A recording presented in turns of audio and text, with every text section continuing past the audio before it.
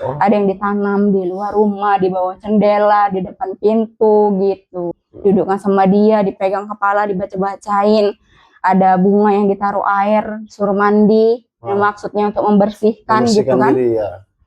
Cuman kayaknya cuman 1 minggu aja mempannya. Mau tidur malam nggak bisa, nangis-nangis sendiri gitu kan. Tapi nangis ini nggak tahu Nggak nangisnya jelas apa karena penyebabnya. apa gitu. Iya.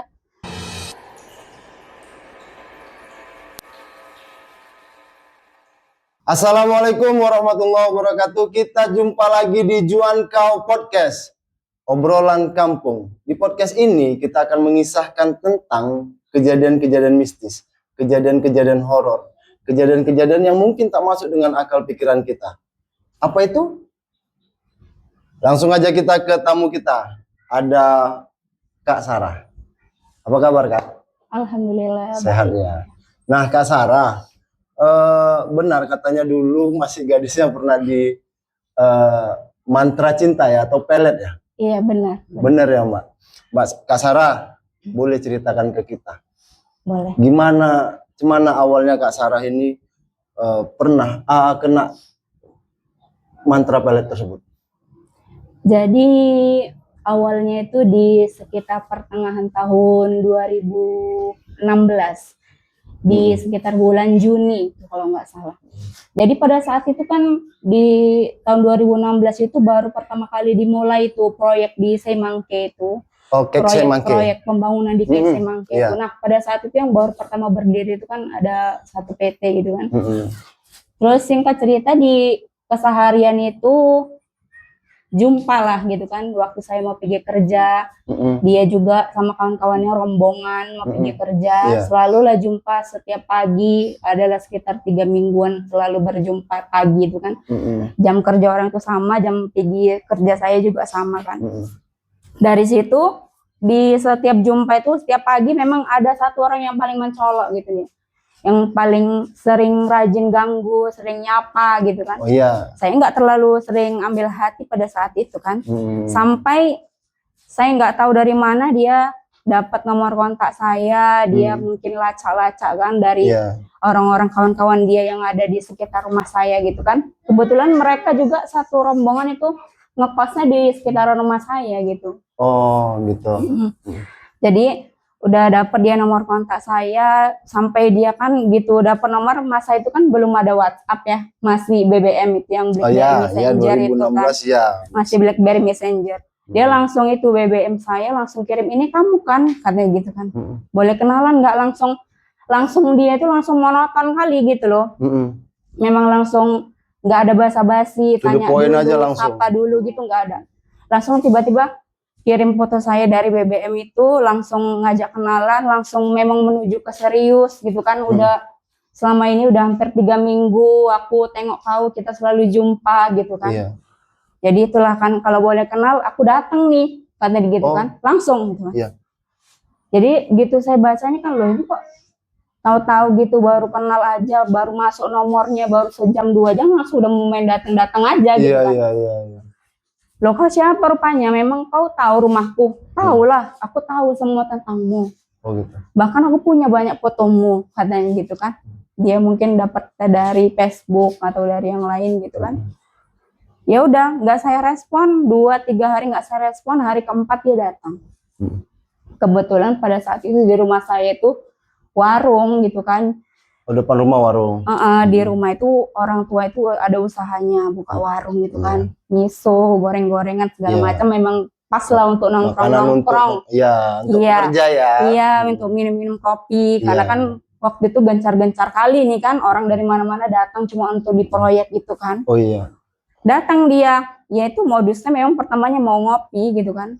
Langsung nuju ke orang tua saya pada saat itu. Oh langsung. Bu, ada, Bu, Kak Sarahnya ada, gitu kan. Oh ada apa ya, katanya gitu. Saya mau kenal, katanya gitu.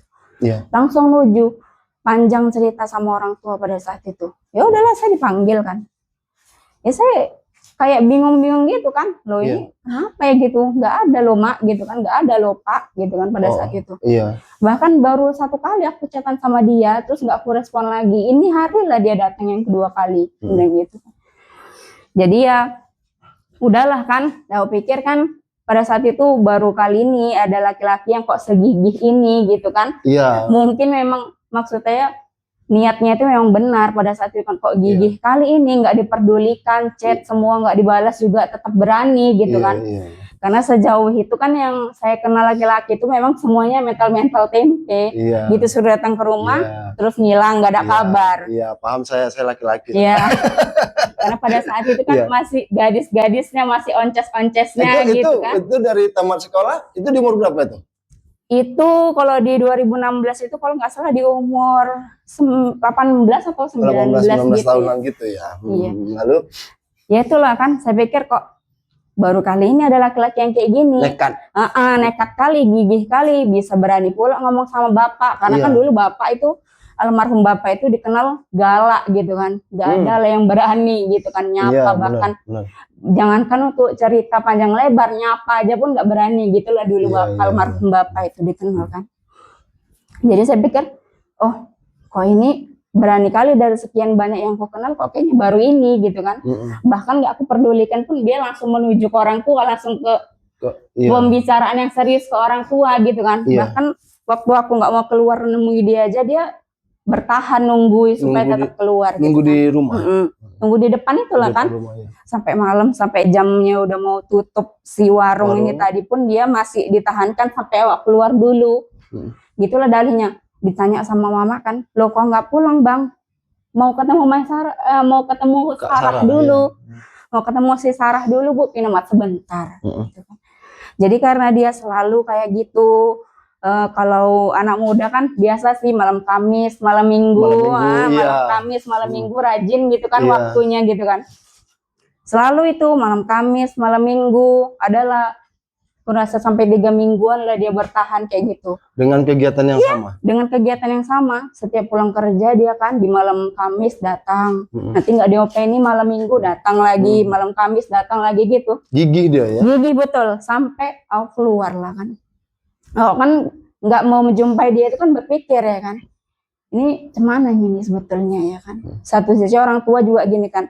Itu udah ada yang nunggui. Kalau seneng bilang seneng, kalau enggak bilang enggak. Iya benar. Supaya dia jangan berkepanjangan nunggu-nunggu kayak gitu, kasihan anak orang. Itulah kata orang tua kan. Ya berpikir sambil berpikir, ya akhirnya ya keluarlah gitu kan. Diladenilah dia, chatnya dibalas gitu kan. Setiap dia datang ya keluar. Ya itu ngalir aja sampai jalan bareng, main-main bareng, kemana bareng gitu kan. 2 bulan, 3 bulan berjalan. Di sekitar bulan September 2016 dia ngomong sama orang tua langsung. Waktu datang itu, Pak saya mau serius sama anak bapak, katanya gitu. Oh dia ngomong langsung? Iya. Kalau bapak ridho, kata dia, kalau bapak ridho minggu depan saya datang sama keluarga. Memang di awal-awal sih kayaknya semua baik-baik aja ya. Nggak ada masalah. Cuman yang agak ganjil menurut saya itu dari awal itunya kan. Dari dia ngelacak nomor, dari dia dapat semua banyak foto-foto selfie saya itu semua dia kirim-kirimin. Jadi bukti kalau dia itu memang betul-betul gitu kan. Jadi di bulan September 2016 itu dia datang kan. Pak saya mau ngomong, kalau Bapak ridho minggu depan saya mau datang sama keluarga. Ya dibilang Bapak, bukannya kalian baru kenal ya? Katanya kan. Namanya orang tua pasti ada pasti cemas. Lebih khawatir mana? Ya gini loh Pak, yang pertama umurku udah banyak, kata dia. Karena pada saat itu dia cerita dia kelahiran tahun 85 ya. Jadi kalau di 2016 itu mungkin umurnya udah sekitar hampir 30-an, 30-an gitu. Bilang, gini lah Pak, saya nggak mau main-main lagi, umur saya udah banyak. 3 bulan ini saya lihat si Sarah pun baiknya, bapak sekeluarga pun kami udah tahu lah dengan mulut manisnya lah. Udah dikasih izin lah sama Pak, ya udah kalau memang gitu datanglah minggu depan, datang dia sama apanya keluarganya. Datang minggu depan itu di bulan 9 tanggal 16 itu tunangannya. Situ lagi ada lamaran dulu, kami kan langsung minta bulan untuk nikah. Langsung orang itu yang menetapkan nanti minta dinikahnya itu di 2017 Januari. Berapa bulan aja itu dari bulan 9. Dalam waktu singkat ya. Dan artinya pertemuan dimulai Juni ke September itu Juni, Juli, Agustus. Ada sekitar 3-4 bulan. Baru ke September. Bulan 1 ya, ke Januari ya. Singkat ya. Dari situlah. Langsung orang itu yang memang menentukan semua. Jadi kayaknya kalau dia ngomong sama kita itu lebih ke dia menekankan kemauannya gitu. Iya. Bukannya tukar cerita kalau saya datang bulan ini kayak mana ya Pak? Kalau kita gelar pernikahannya di bulan sekian gimana ya Pak? Dia nggak ada basa-basi kayak gitu. Atau dimusyawarahkan secara keluarga gitu. Nggak ada. Ya? Dia datang itu udah langsung dengan keputusan yang udah jadi, udah matang. Udah nggak boleh diganggu-gugat. Udah nggak bisa dirubah-rubah lagi. Iya. Itulah. Di bulan 9 dia datang sama keluarganya itu juru bicara dari keluarganya itu udah langsung menentukan tanggal. Biasanya kan kalau yang kita tahu kan pihak perempuan yang menentukan tanggal. Ya, karena akan diadakan proses itu di rumah perempuan. Ya, dulu akad semuanya kan di rumah perempuan. Iya, benar. Kan. Tapi orang itu datang udah dengan tanggalnya, udah dengan kesepakatannya semua dan kita harus ikut maunya gitu kan. Entah di mana salahnya ya pada saat itu. Tapi almarhum bapak saya yang dikenal orang-orang situ galak, ya kalau punya kemauan juga keras gitu kan. Iya benar. Ngikut aja gitu loh apa yang orang itu bilang. Tanpa ada komentar atau perlawanan gitu nggak ada. Bahkan setelah si laki-laki ini pun pulang, abis ngomongkan mau lamaran tadi, pas dia acara lamaran orang itu nyampaikan tanggal, nyampaikan bulan gitu pun kayak enggeh-enggeh aja gitu loh. Nah dari situ keluarga banyak kan, keluarga yang hadir juga banyak kan. Kok bisa gitu kan? Udah jelas orang-orang pada komplain kan. Iya. Biasanya kan kita perempuan di sini loh yang menentukan tanggal. Kok bisa pula orang itu datang, orang itu yang bawa tanggal, bawa rencana segala macam. Dan kau kok diem aja, gitu bilang kan si bapak gitu kan. Iya yuk. Gitu kan. Kalau udah dinasihati orang, kalau udah ditegur orang, baru si bapaknya kayak tersadar gitu loh. Iya. Oh iya ya kan, kok kita pula yang diatur orang itu ya. Iya. Nah di situ kan udah mulai kan. Udah banyak lah tetangga, keluarga, kawan-kawan kerja juga udah banyak yang bilang kok kayaknya nggih aja gitu kan. Kok kayaknya kau baru kali ini gitu kan. Kok baru kali ini seperti ini gitu. Tunduk kan. Sama mereka. Biasanya suka apa ya? Suka bangkang kalau ada orang-orang yang nggak sesuai sama yang kita apa gitu kan. Jadi di bulan 9 itulah orang itu udah nentukan tanggal di Januari 2017 itu tanggal nikahnya. Ya udah setelah itu kan, setelah lamaran itu baru mulai berubah sikapnya si laki-laki itu. Berubahnya jadi kayak gimana ya, monoton, memang kemauan dia aja lah. Jadi dari segi apapun nanti ya minta isikan pulsa dulu lah gitu kan. Nanti pulang kerja ditelepon suruh ke kosannya, suruh ngambil baju-baju kotornya gitu kan. Nanti kalau datang juga cerita sama orang tua yang belum makan lah, yang mama di sana kayak gini lah, mama di sana butuh inilah gitu kan. Mulailah nampak itu semua. Jadi gimana ya, kayak kami sekeluarga itu memang udah kayak nurut aja gitu sama omongan dia.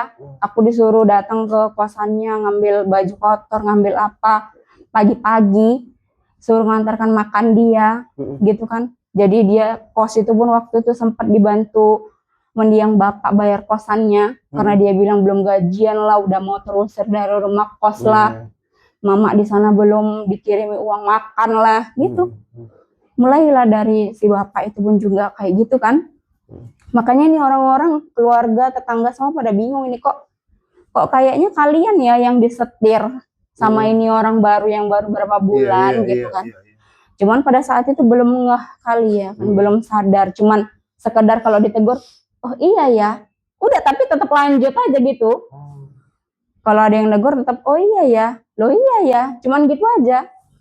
Sampailah dari mulai lamaran itu bulan 9 sampai ke bulan 10 itu 1 bulan tuh kayaknya panjang kali gitu kan. 1 bulan pertunangan itu kayaknya panjang kali.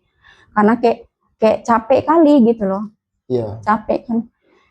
Karena kita harus dengeri semua keluh kesah dia. Kita yang harus kasih solusi gitu Harus kan. nuruti dia. Iya, selain kasih solusi kita juga harus kasih uang ke dia gitu kan. Selalunya itu kayak gitu. Pinjamlah dulu uang. Bahasa memang nggak pernah minta, tapi pinjam. Pinjam yang nggak berakhir. Iya. Pinjam yang nggak pernah dipulangkan. Pinjam yang nggak pernah dikembalikan. Gitu. Selalu itu. Nanti kalau aku yang gajian dari tempat kerja, dia yang mau tahu gajinya berapa. Dia yang mau keperluan dia dulu yang diduluankan. Iya. Nanti kerja pun kalau sampai sore gitu kan, ada kesepakatan waktu itu sama atasan, kita kerja pulangnya sampai jam 3 ya gitu kan. Dia yang marah-marah, ngapain kalian kerja sampai jam 3 cuma bertiga, laki-laki 2, kau perempuan 1 gitu kan. Sementara anak sekolah pulangnya jam 1:30 atau habis zuhur, ngapain kalian sampai jam 3 situ? Cemburu yang berlebihan lah. Sebenarnya bukan lebih ke cemburu sih, kayak udah didoktrin gitulah, awak harus berjalan sesuai kemauan dia. Iya. Pagi-pagi semuanya harus tahu dia. Bahkan mau berangkat kerja itu pun, jalan mau ke sekolah itu dia yang nentuin. Jangan jalan dari sini. Harus jalan dari sini. Jalan dari sini. Tapi aku bilang situ sunyi loh. Ya biar sunyi. Yang penting kan kau nggak ditengoki orang, kau nggak dilihat orang katanya. Gitu, katanya. Jadi kalau bahasa kita sekarang itu apa ya, red flag gitu ya. Kayak bahasa cowok red flag gitu ya. Semua kemauan dia aja mau diturutin yang benar. Dari hal yang paling kecil sampai hal yang paling besar itu kita harus nurut sama omongan dia semua. Iya. Itulah sampai ke orang tua itu juga kayak gitu kan. Sampai ke puncaknya lah di bulan 10. Di bulan 10 itu hampir 1 bulan dari tunangan, di bulan 9 itu. Adalah hiburan tetangga, namanya kan pesta. Jadi kalau dulu itu kan musim-musimnya sih, kalau pesta ada keyboard hantunya, ada tari ularnya, organ tunggal ya. Iya, keyboard ada keyboard hantunya, ada tari ular, keyboardnya sedap dulu kan. Iya. Dulu kalau pesta hiburannya ada hantunya, ada tari ular kan, itu udah hebat kali kan. Iya. Boh pun lagi. Sampai di malam itu izin lah kan sama dia kan. Ini kita udah padahal udah teleponan dari abis Isya sampai ke jam 10. Berarti Isya di tempat kita sekitar jam 8. Iya. Jadi sekitar 2 jaman teleponan sama dia. Kira-kira udah dari jam 8 sampai jam 10 udah teleponan, udah capek. Pikir awak di jam 10 udah mati si telepon ini tadi, oh udahlah gitu kan. Pun di sini jam 10 udah mau keluar ini hantunya, pikir awak yang polos ini kan. Iya.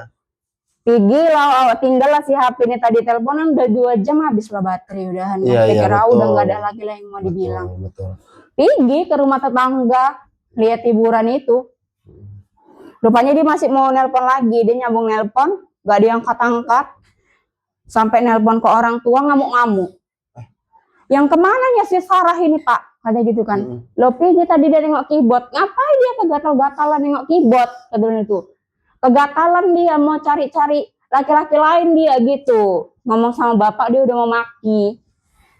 Udah nggak di apalagi lah gitu kan. Udah nggak ada di kesopanannya lagi, udah nggak ada.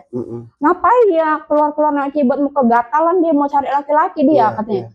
Cari dulu si Sarah itu suruh pulang. Udah gitu bahasanya. Bilang sama bapak. Bilang sama dia dengan bapak. Karakter yang yang Kak Sarah bilang tadi di awal, bapak itu memang orangnya tegas gitu ya. Dengan bapak yang dikenal orang-orang ini galak ini. Pergi dulu cari si Sarah itu. Kok kegatalan kali dia nonton-nonton keyboard kayak apa aja. Katanya mau cari laki-laki lain dia katanya. Iya. Jadi si bapak ini dengan polosnya, ya udah sebentar ya bapak carikan. Iya. Keluar bapak. Oh. Sampai di tetangga paling kan cuma sekitar 5 rumah aja sih dari rumah. Dari rumah ke tempat hiburan ini tadi kan, ya. ke keyboardan ini tadi cuma 5 rumah aja. Datangi bapak. Itu si nelpon lo marah-marah. Kemana HP mu? Ku tinggal pak, HP ku cas habis baterai. Iya dia marah-marah itu udah suruh nyari kau pulang katanya. Gitu udahlah pulang lah kan. Ku telepon lagi, apanya aku bilang kan? Jeng kata dia. Langsung. Ku telepon kan karena aku tengok panggilan tak terjawabnya udah banyak dari BBM itu udah banyak chatnya masuk, udah chat memaki, udah kata-kata kasar binatang, kebun binatang di absen semua udah. Iya. Jadi gitu ku telepon lah kan, halo.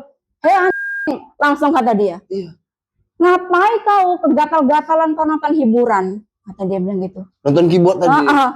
memang kok perempuan murahan kau, tempat-tempat kayak gitu aja kau datangi, sekalian kau ke diskotik katanya. Astagfirullah. Segala makian lah Iya, ya kan. iya. Di situ waktu dimaki-maki dia itu kayak baru tersadar gitu loh. Kok kayak gini kali aku dibikin laki-laki ini, gitu kan. Oh. Kayaknya selama ini nggak ada loh yang berani ngomong sembarangan sama aku gitu loh ya kan. Dengan ya mungkin orang tahu awak guru, ya kan. Aku pun juga ngomong sama orang nggak pernah sembarangan. Iya, dengan jadi, ketegasan orang tua tadi juga pasti nggak ada yang mau gitu. Dengan kegalaan mendiang bapak yang dikenal orang ini, kayaknya kok baru kali ini kok aku dimaki-maki. Semua bahasa kebun binatang keluar. Kok dibilang kau apa kegatalan lah, yang udah gatel lah, pengen kali, segala hal dibilang kan. Situ baru sadar maksud tahu apanya. Baru itulah pertama kali selama kenal dia, baru itulah aku melawan. Maksud tahu apanya punya. Bukan kita udah dari jam 8 tadi kita teleponan. Udah mati teleponnya, aku mungkin perlu hiburan gitu kan. Segala macam lah Cacen. Kalau kau memang nggak senang sama aku, kau pulangkan cincin tunangannya katanya. Oh, dia bilang gitu. Memang perempuan nggak beres lah kau katanya. Memang perempuan murahan kau anjing. Semualah bahasa kebun binatang itu keluar yang kotor-kotor kan. Bahasa-bahasa preman luaran itu dia lontarkan sama aku gitu kan. Iya. Dari situ udah mulai goyang kan. Biasanya adu mulut lebar kan, adu mulut panjang. Udah sampai besoknya bilang, Pak kayaknya aku udah gak bisa lah jalan hubungan sama dia lagi. Syukurlah kalau kau sadar, kata bapak gitu kan. Yang bapak bilang gitu. Iya. Bapak pun tadi malam dia nelpon suruh nyari kau dengan bahasa dia merintah aku. Aku pun gak senang katanya gitu kan. Syukurlah nak kalau kau sadar katanya gitu. Jadi karena udah 2-3 hari dia nelpon, dia BBM, chat segala macam dari media sosial, dia hubungin, udah gak respon lagi, dia datang. Jadi pas kejadian itu dia pas lagi balik ke Medan. Kebetulan kontraknya baru selesai. Yang di project itu dia kontraknya baru selesai, dia udah balik di Medan. Jadi karena udah 3-4 hari gitulah kayaknya semua udah nggak direspon, dia datang. Dia nyari ke tempat kerja bahkan. Waktu dia sampai ke tempat kerjaku, pas kami udah pulang pula gitu. Oh, udah pulang sekolah. Yang tinggal di situ guru lainnya lah, guru dari tingkatan SMP gitu. Yeah. Itulah dijumpai sama dia. Itulah ngomong sama guru-guru yang ada itu pun luar biasa bahasanya gitu kan. Dijelek-jelekkan yang segala macam, cuman perkara itu tadi, cuman perkara sedikit aja. Perkara hiburan tadi? Cuman perkara hiburan tadi aja. Namanya kan kita di tempat kerja itu satu lingkup itu kan lebar sih, ada berapa tingkatan. Mungkin ada beberapa guru, pas pula guru yang dijumpai dia ini tadi nggak tahu kalau aku udah tunangan sama dia gitu loh. Karena memang nggak pernah posting. Itulah kan, udah cerita dia panjang lebar sama guru yang itu kan. Karena udah nggak ada hapus itu dia nyusul ke rumah. Di rumah ngamuk-ngamuk dia. Kenapa nggak kau balas chatku? Udah ngamuk-ngamuk gitu lah kan. Lalu dia datang ke rumah? Iya datang. Dari Medan dia. Katanya ditempuh kan. Naik kereta. Dari Medan tuh dia memang langsung ke tempat kerja dulu. Bukan ke rumah dulu. Oh iya. Karena dia berpedoman tadi sampai jam 3 masih di sekolah gitu kan. Masih di tempat kerja. Gitu sampai rumah memang langsung memaki-maki, kenapa nggak kau angkat chatku, nggak kau balas semua dan segala macam. Bahkan tadi tuh ya aku dapat kerjamu, jumpa sama kawan kerjamu, orang itu pun nggak tahu kalau kau udah tunangan sama aku, kau sembunyikan aku ya, kayak gitu. Semualah pokoknya semua pembicaraan dia itu buat ruwet suasana. Jadi udah ngamuk-ngamuk segala macam, adu mulut di rumah itu. Si bapak sama si mama ini diam aja. Ya udah kalau memang kau nggak senang sama aku, kalau kau bilang aku perempuan murahan, kita sampai di sini aja. Memang aku yang memutuskan pada saat itu. Ya udah, kalau memang kau maunya kayak gitu, pulangkan semua yang udah aku kasih. Apa sih yang kau kasih rupanya? Kata dia. Yang udah kuantar sama keluarga aku lah, katanya gitu. Jadi seperti parsel-parsel waktu tunangan itu kan, parsel-parsel buah, parsel-parsel. Waktu itu mamanya ada marselkan jilbab ada berapa biji dibentuk-bentuk cantik, itu semua suruh pulangkan. Jadi dibawa dialah pulang semua itu. Sudah itu kan. Terus udah ada sekitar 1 minggu lah dari kejadian itu. Saya kayak bingung gitu kan. Mau ngapa-ngapain kayak teringat dia gitu kan. Mau tidur malam nggak bisa, nangis sendiri gitu kan. Tapi nangis ini nggak tahu nggak nangisnya jelas apa penyebabnya gitu. Iya, nggak tahu nangis itu penyebabnya karena apa. Setiap malam nangis, pergi kerja selalu terlambat gitu kan. Jadi si bapak ini kan mulai bingung gitu kan. Adalah satu adiknya bapak gitu kan. Kayaknya aku tengok kalau kalian ini sekeluarga agak lain, katanya bilang gitu kan. Kau pun ya dibilangkan si bapak ini tadi kan. Kau biasanya kau keras sama orang. Kau aku tengok kali ini kau pula yang diatur-atur, anakmu dimaki-maki orang, kau kok diem aja gitu kan. Coba ayo yuk aku bonceng kau yuk, katanya gitu kan. Ada ke tempat orang yang tahu gitu kan. Betul. Pada saat itu bapak dulu yang dibonceng sama apa itu abangnya bapak itu, dibonceng dulu si bapak dulu. Situlah baru mulai terbuka semua. Ini kalian satu rumah ini memang udah dikerjai sama dia, katanya dia bilang gitu. Kalau ngerjain bilangkan si bapak ini, kalau ngerjain kau, dia ini tujuannya cari induk semang. Induk semang itu artinya di mana dia bertempat, dia cari satu orang yang bisa kayak orang tuanya yang rela ngasih apa aja untuk dia gitu loh. Jadi semuanya biar ditanggung sama si orang itu. Sama orang tua. Iya. Terus anak perempuanmu ini pun juga udah dikerjainnya. Supaya nggak ada lagi laki-laki lain yang mau sama dia. Oh gitu. Dia cuman mau sama si laki-laki ini aja. Jadi singkat cerita supaya kamu nggak laku sama yang lain lah. Iyalah. Jadi bahasa dia itu kalau kau nggak sama aku, yang lain pun jangan sampai dapat gitu. Pulanglah bapak. Itu nanti kau pulang begini ya, siapkan ini gitu ya. Iya, dikasih syarat-syarat. Bapak dulu yang dibersihkan kan, karena yang tadinya segala itu kok bisa jadi inggih-inggih aja gitu kan. Iya benar. Jadi pada saat itu memang fokusnya ke mendiang bapak dulu sama mama lah, ke orang tua kan. Setelah itu udah 1 minggu kemudian baru gantian yang didatangi tadi, yang diundang ke rumah. Kalau tadi kan pada saat ngobati bapak kan bapak yang datang ke rumah dia. Iya. Jadi pada saat mau ngobatin ke akunya, orang yang tahu itulah yang dibawa ke rumah. Yang memang diundang ke rumah. Berarti kita bilang dukun aja lah ya? Iya. Berarti dukunnya itu dibawa ke rumahnya Kak Sarah? Dibawa ke rumah, karena kata dia ini nggak bisa dikerjai dari jarak jauh, karena di rumah ini pun ada yang ditanam-tanam, katanya gitu. Ada yang ditanam di luar rumah, di bawah jendela, di depan pintu gitu. Apa itu Mbak? Kalau dibongkar sih ya dia cuman kayak kain diikat, dililit sama benang gitu sih. Tapi kainnya itu mungkin kayak ada benang-benang yang ngelewer gini, mungkin kayak rambut gitulah, dibikin kayak boneka kain lah. Kayak boneka kain, tapi badan, tangan, kaki itu semua dililit sama benang itu tadi. Itu yang ada di bawah jendela kamarku. Memang itu yang pertama, gitu dia datang itu duluan yang dikerjai. Langsung mulai kayak apa ya? Kayak udah lepas gitu loh. Waktu udah dikerjain itu, dijumpalah si boneka kain tadi. Yang di depan rumah juga benang semuanya, bentuknya benang yang dililitkan ke kain gitu kan. Di belakang rumah juga ada. Jadi ketika itu udah diambil semua sama orang yang tahu ini tadi, si dukun tadi, masuklah ke aku gitu kan. Mulailah didudukkan sama dia kan, dipegang kepala, dibaca-bacain. Ada bunga yang ditaruh air, suruh mandi. Yang maksudnya untuk membersihkan gitu kan. Diri, Cuman kayaknya 1 minggu aja mempannya gitu.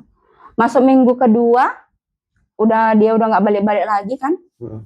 Kayak mulai gitu lagi, nangis saja setiap malam gitu kan. Nggak mau cerita, nggak apa, nangis saja. Kalau ditanyai, aku kangen loh sama siapa gitu. Aku kangen loh sama siapa gitu. Kenapa kok nangis aja? Aku kangen loh Pak sama siapa. Kayaknya aku kejam lah memutuskan tunangan ini gitu loh. Oh iya. Memang udah ke situ aja arahnya gitu kan. Aku mau lah Pak balik lagi sama dia. Selalu gitu aja sih kalau nangisnya. Jadi nangis tuh kayak sambil gimana ya? Seolah-olah kita yang salah. Iya, kayak kita kali yang paling merasa bersalah. Dan gitu ada kan. penyesalan tertentu lah di Iya, ada tangis penyesalan. kita itu. Kayaknya aku kali lah Pak yang salah, kejam kali lah aku yang memutuskan tunangan ini. Di minggu kedua itu kan. Kalian tadinya waktu diobati sama orang tua yang pertama 1 minggu udah baik-baik aja. Kerja pun udah enak, udah nggak ada kepikiran dia sama sekali gitu kan. Masuk minggu kedua balik lagi kayak gitu lagi. itulah dicarikan lagi sama mendiang bapak kan orang yang kedua. Gitu juga lagi cuman bisa bertahan seminggu, 2 minggu. Sampai terakhir ada 4 kali lah. Di orang tahu yang keempat itulah. Jadi di orang yang keempat itu suruh cuci kaki orang tua. Bapak sama mamaku itu didudukkan. Aku cuci kakinya di ember. Air cuciannya ada yang ku minum, ada yang ku buat mandi. Udah, setelah itu kata orang yang tahu itu, besok pagi begitu bangun tidur, kau langsung ke belakang. Kau raupi mukamu ini sama air paret.